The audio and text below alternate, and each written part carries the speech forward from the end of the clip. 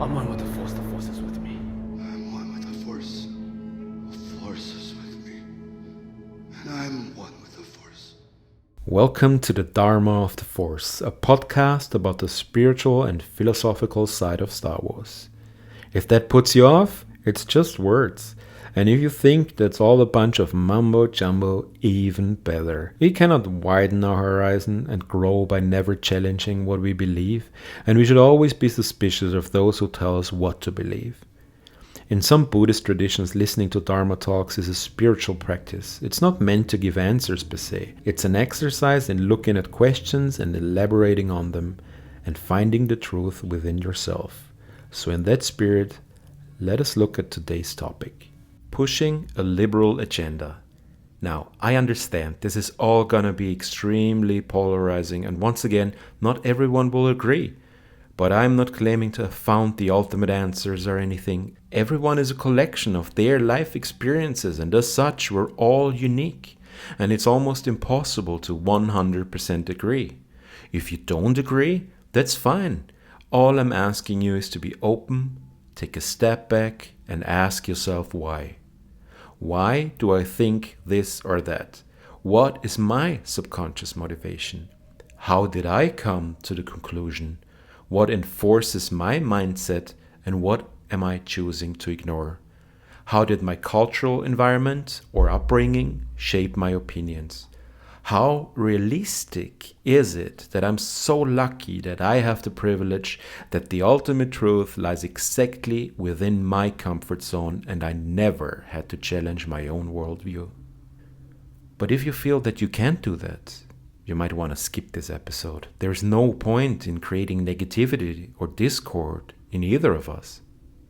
The human mind is a wonderful thing. We're all masters in justifying our own impressions and denouncing everything that's outside of our comfort zone. So when someone sees Star Wars completely differently, I tend to ask myself why. What is my observational bias? What parts are they choosing to ignore? And what am I building up to have more meaning than it actually does? I'm gonna be honest. For me, it's always been 100% obvious. Star Wars is more or less liberal propaganda. Fascism is bad, large corporations are ruthless, princesses don't need saving. You know, the standard big three in the slot machine of liberal agendas. I can only assume that the band of brothers aspect plays into it and brought other people into the conversation.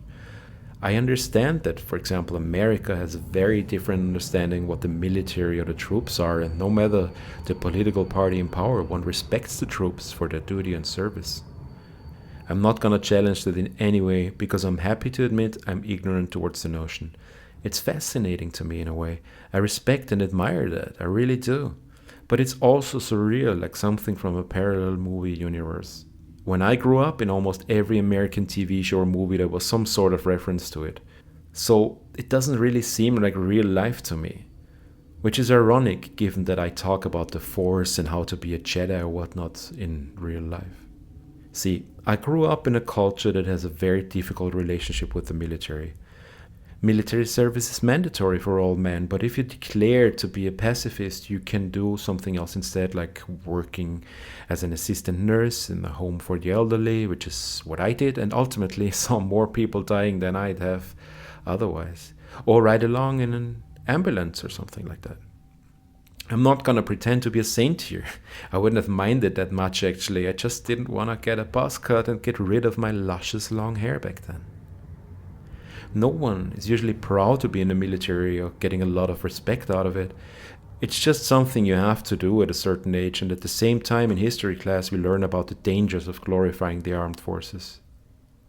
So there's maybe a natural suspicion or skepticism. Those who are proud are usually somewhat on the neo-Nazi spectrum. I'm not saying it's all who volunteer, I'm just saying the military has a very, very different image here. So I won't even try to make a judgment. Also, that's once again just my very unique point of view. Someone growing up down the street with similar experiences might have a completely different opinion.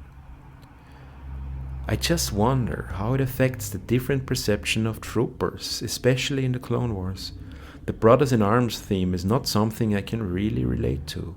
Watching the Clone Wars, I can understand the duty and brotherhood aspect of it, but only on a very theoretical level. It is known that George Lucas always considered the original Star Wars to be a not as subtle anti-Vietnam statement, so anti-war. So when did everyone forget that Star Wars was literally born out of a liberal agenda? Despite the focus on the troops in the Clone Wars, that theme never went away, and you have to be very distracted by cool lightsaber battles and explosions not to see it. Even the prequels are a guidebook how to spot a dangerous populist and shows which tricks they're gonna use. So what changed?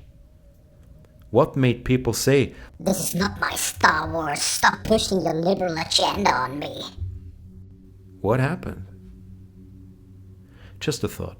No matter who is involved, somehow one name always seems to pop up. When a movie is successful, it's thanks to the director and the other people involved. When something doesn't work out, it all seems to be Kathleen Kennedy's fault. The person who gave us E.T., Gremlins, Back to the Future, Jurassic Park, Indiana Jones, Schindler's List, and also Rogue One and The Mandalorian. Very interesting. A woman in charge of Star Wars? I don't know much about comic books, but when people didn't like Wonder Woman 84, I didn't see a lot of people blaming Zack Snyder, who was credited as producer, same as Kathleen Kennedy in the sequel trilogy. Yet the director was female. The psychologist and communication scholar Paul Watzlawick put it best. You cannot not communicate. Everything you do or say will communicate something to others, whether you want it or not. So in the same way it sends a message if someone coincidentally only dislikes projects spearheaded by women, every movie or story will send some sort of message. Okay, yeah. I know J.G. Abrams and Rian Johnson also got a lot of hate, and I'm making a very subjective statement based on my observational bias here. So I'm making the same mistakes I ask other people to avoid? But that's just it, isn't it? The angry few will always scream the loudest, and that's where social media companies benefit from the outrage. Everything is geared towards engagement, and nothing engages more than being upset and feeling the need to speak up. On both sides of the spectrum. When I felt The Last Jedi was being ripped apart by a lot of people for the wrong reasons, I stood up to defend it. Would I have fought that hard to defend something I basically just found to be okay if it wasn't for these voices distorted by social media? What changed is that the social media companies make money of us arguing. It's that easy. So is there even a liberal agenda so offensively blatant that you need pushback? Star Wars is not sci-fi, I know, it's a space western, a classical myth. But what do these have in common? Very often that the underdogs have to rise up against an oppressive regime to challenge injustice. Yeah, I know, all sorts of dictators and regimes have of course picked up on that and will make themselves the victims and use slogans like "We are the rebellion" to rally their forces. But at the end of the day, it's all just words, and politicians are great in shaping our perception of these words. If liberal is a negative word to you because it has been stuffed to the brim with unrealistic, starry-eyed idealism and hippie stuff associations, how can it be anything else? If it means standing up for injustice and giving everyone equal rights and equal opportunities, how can the other side not understand that? How can you oppose that? Everyone is right from their perspective. Everyone makes judgments based on the information available to them. But ask yourself, who curated the information for you? Where is the information coming from? What are their interests? The dark side is clouding everything. Be aware of the dark side. But if you are in a place of power and privilege and feel threatened by the downtrodden and oppressed asking for equal rights, I'm sorry, according to Star Wars, you are the bad guy. And Star Wars had made that clear again and again. If you still enjoy cool lightsaber battles and explosions without taking away anything, that's cool. Glad you enjoy it. But please don't be surprised about the liberal agenda when it suddenly dawns on you. And to those who are on the liberal side, I ask you not to fall into the dark side trap yourself. Those opposing you do it out of noble motives. From their point of view, the Jedi are evil. They are not lost.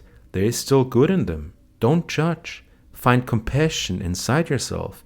Help them to find a way back into the light, because no one's ever really gone. If you want to support me or this podcast, don't send money. I don't have a Patreon. Find a charity of your choosing and donate.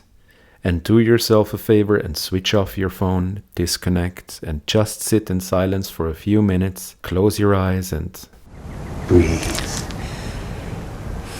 Just breathe.